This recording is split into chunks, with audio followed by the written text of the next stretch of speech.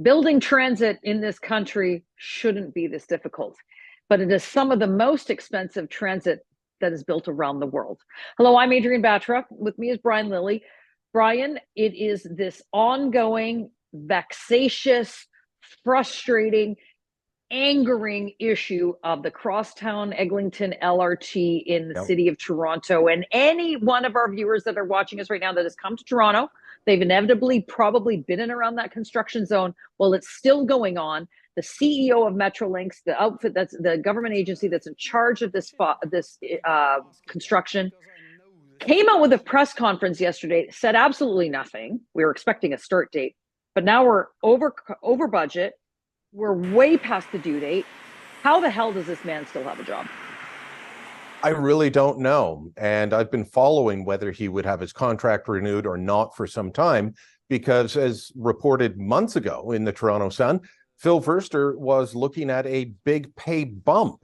The man was originally hired back in 2017 by the Wynne Liberals to run Metrolinx. $435,000, I think, was his salary at that point. Ford government renewed him at a base salary of more than $600,000. Between salary, bonuses, and benefits, he was over $860,000 last year. And when I pressed them on it, they said, well, you know, it's a much bigger job that he's doing now. He's building the Ontario line. He's building transit in Mississauga, in Hamilton. He's in, you know, so it's commensurate with his responsibilities. But they were looking at paying him more than $1 million. And I'm saying, the Crosstown does not work. This thing does not work. The Ford government feels that they can just continue to blame the previous Wynne government. And I guess to a degree you can, but they have, you know, Ford and his team have been in power for 5 years now. You own this at this point.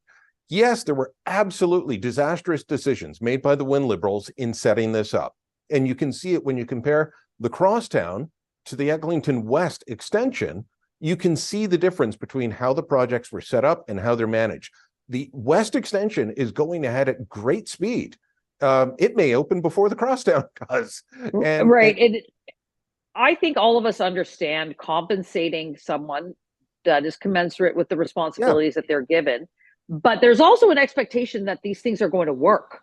There's also an expectation that these things are they're actually going to get opened and they're actually going to get accomplished. And I know I sound a little animated about this and frustrated, but this is really only me reflecting what is actually going on around the hundreds of thousands of people that have been affected by this day after day after day, not the least of which are the small businesses, which are already suffering from the ravages of COVID, not the least of which are the residents in the area. And it is become, and it's a like a glut in a very significant part of the city that is growing, by the way, and there's no end in sight. So with this, you know, Ford came in on a stop the gravy train, stop the waste, stop the, you know, efficiency and all of these important things. How do they even rationalize this, Brian? How do they justify it? Because to me, it's unjustifiable. Again, they just keep trying to blame the previous Wynne Liberal government. I don't buy it. Phil Verster is obviously very charming when he speaks to the Premier, because I've spoken to various people. Some have come, some have gone, who have told Doug Ford, you know, cut ties with this guy. He's not delivering, but Verster sticks around. So his contract has been extended. It ends October 2nd, 2023. It's been extended for another 3 years.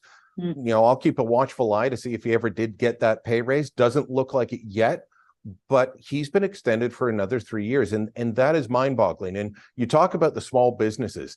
You know, this project was supposed to open. It started in 2011, was supposed to open in 2020. We still don't have a date.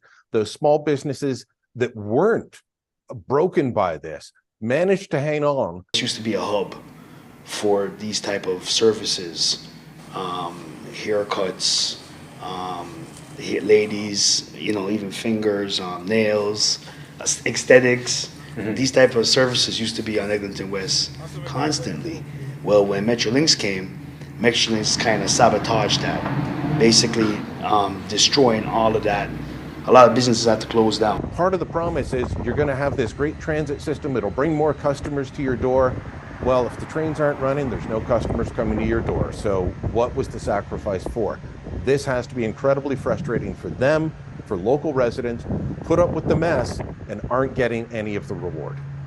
I want to go back to this, whatever the heck you want to call it, press conference yesterday that Verster had, the CEO of Metrolinx.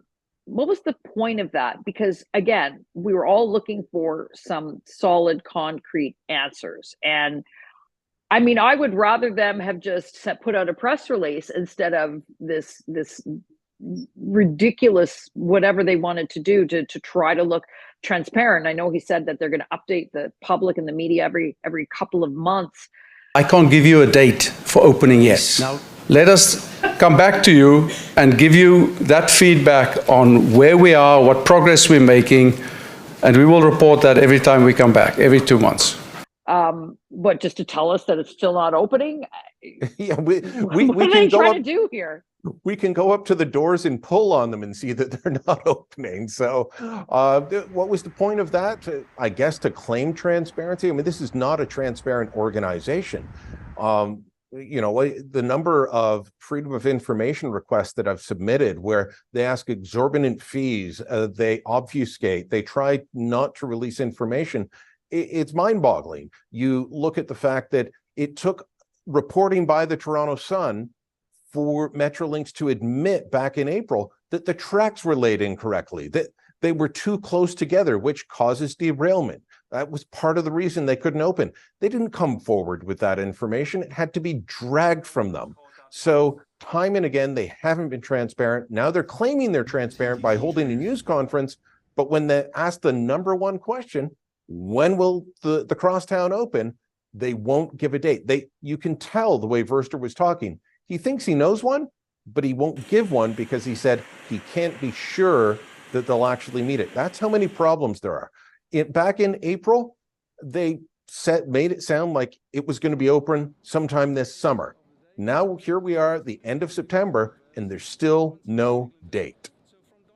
Well, we certainly know that the Ford government is reeling from the Greenbelt mess, but the Crosstown Eglinton LRT is the actual scandal. Go to thetorontosun.com and hit that subscribe button. You're going to find information on stories like this and others you will not find anywhere else.